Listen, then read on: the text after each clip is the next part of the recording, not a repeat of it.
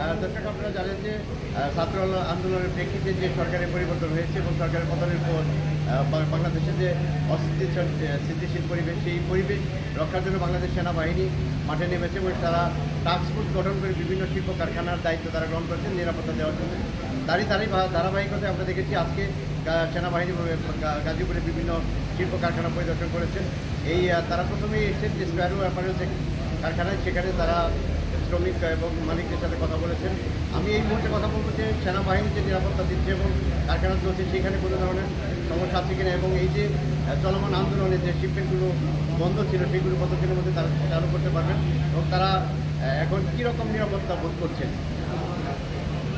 দেখুন, joint task force operation শুরু করেছে ইন্ডাস্ট্রিয়াল সেল, এবং এই টাস্ক ফোর্সের অপারেশনের ফলে আমরা কিন্তু গত বৃহস্পতিবার এবং বুধবারে কিছু অংশ ফ্যাক্টরি আমরা খোলা রাখতে পেরেছি 81%-এর মতো। আজকে আমাদের 100% গার্মেন্টস কারখানা চালু হয়েছে। আপনারা জানেন আমাদের যারা গার্মেন্টস কর্মী তারা অত্যন্ত কর্মঠ, এবং আমাদের যারা গার্মেন্টসের এন্টারপ্রেনিয়র আমার পাশে একজন দাঁড়িয়ে রয়েছেন, তারাও অত্যন্ত উদ্যোগী এবং কর্মঠ। কাজে আমাদের বিশ্বাস আমাদের ফ্যাক্টরি যদি আমরা ঠিকমতো চালাতে পারি, এখন জয়েন্ট টাস্ক ফোর্সের সেল এবং তাদের যে পেট্রোল এবং কঠোর নিরাপত্তা যে আমাদের দিতে পেরেছে তারা, এর জন্য আমরা কিন্তু আমাদের গার্মেন্টস ফ্যাক্টরিগুলো 100% চালু রাখতে পারবো। আমাদের যে অলমোস্ট আমাদের 7 দিনের মতো টোটাল, যদি আমরা 2 মাসের চিত্র দেখি, 7 দিনের মতো ফ্যাক্টরি বন্ধ ছিল। আর পোর্টের এইটার কারণে কনজেশন বেড়েছে, তার জন্য হয়তো আরও আপনি 3 থেকে 4 দিন অ্যাড করতে পারেন। তো সব মিলে 11 দিনের আমাদের একটা ক্ষতি হয়েছে। সেই ক্ষতিটাকে আমরা দ্রুত পুষিয়ে ফেলতে পারবো। কারণ কি, আমরা অত্যন্ত রেজিলিয়েন্ট জাতি, আমরা অত্যন্ত রেজিলিয়েন্ট গার্মেন্টস ফ্যাক্টরির মালিক এবং শ্রমিকরা। কাজে আমরা অতীতেও কিছু এই ধরনের সমস্যা ফেস করেছি, হরতাল অবরোধ আমরা ফেস করেছি। এবার আমরা সেটি যে ঘটনাটি ঘটেছে একটি অভূতপূর্ব ঘটনা, এবং এই ঘটনার সাথে আমরা সবাই একত্রতা প্রকাশ করছি, আমাদের শ্রমিকরা একত্রতা প্রকাশ করছে, এবং প্রফেসর আমাদের যে মাননীয় প্রধান উপদেষ্টা অন্তর্বর্তীকালীন সরকারের, ওনার সহায়তায় ওনার ব্র্যান্ড ইমেজকে কাজে লাগিয়ে আমরা দ্রুত বাংলাদেশের গার্মেন্টস সেক্টরকে ঘুরে দাঁড়াবো।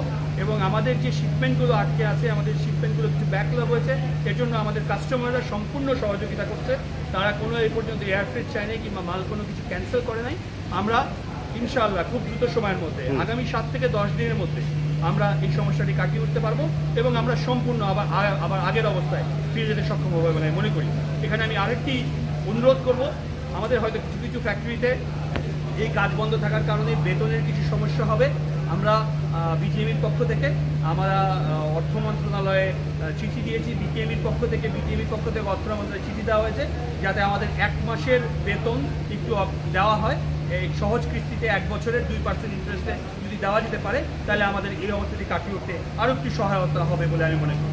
ধন্যবাদ। দর্শক, আমরা শুনছিলেন যে এই যে 11 দিনের যে উৎপাদন ব্যাহত হয়েছে সেগুলো তারা দ্রুত পুষিয়ে নিতে পারবেন এমনকি দাবি জানিয়েছেন, এবং কিছু কিছু কারখানায় যে বেতন তারা দিতে পারবেন, হয়তো তাদের মালামাল তারা সরবরাহ করতে পারেনি সেই কারণে, কিন্তু বিজেপির পক্ষ থেকে তারা সহায়তা চেয়েছেন। আমি এই মুহূর্তে কথা বলবো আরেকজন শিল্পপতি বিজি কালেকশনের ব্যবস্থা পরিচালক তামান্না ভারতের সাথে। আমি তার কাছে জানবো যে তারা তাদের শিল্প কারখানার উৎপাদন যে ব্যাহত হয়েছে সেগুলো পুষিয়ে নিতে কী পদক্ষেপ গ্রহণ করেছে। আমি এই ছাত্র জনতাকে আবারও অভিনন্দন জানাচ্ছি, আমাদের সরকার হয়েছে সেটাকে উপদেষ্টা তাদেরকে আমরা অভিনন্দন জানাচ্ছি। আমরা আমাদের গার্মেন্টস কারখানার মালিকদের পক্ষ থেকে বলতে চাই যে এটা আমাদের জন্য একটা অনেক বড় সুযোগ।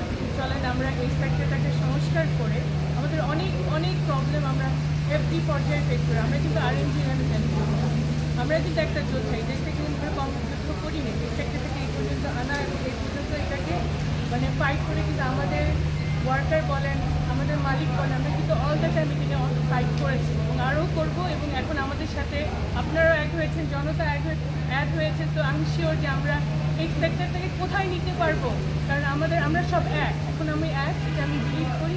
চলেন আমরা সবাই মিলে এক হই, এই সেক্টরকে নাম্বার 1 এক্সপোর্ট নিয়ে আসি এবং এই দেশটাকে আমরা গড়ি, এবং এই দেশে যে ধরনের আমাদের প্রবলেম আমরা ফেস করছি একটা করে এটাকে সমাধান। দর্শক, আমরা শুনছিলেন যে দুজন শিল্পপতি, তাদের দুজনই মুখে আমরা একই আমরা শুনতে পেরেছি, অর্থাৎ পিছিয়ে যাওয়া যে বাংলাদেশকে এগিয়ে নেওয়ার জন্য এই গার্মেন্টস সেক্টরটাকে যদি বাঁচিয়ে রাখা যায় তাহলে আরও এগিয়ে যেতে পারে, এবং বর্তমান সরকার যে প্রধান উপদেষ্টা তার ব্র্যান্ডিংটা কাজে লাগিয়ে তারা সারা বিশ্বে 1 নম্বরে উঠে যেতে চান এই শিল্প কারখানার বিষয় নিয়ে। এই ছিল আমার কাছে গাজীপুরে যে শিল্প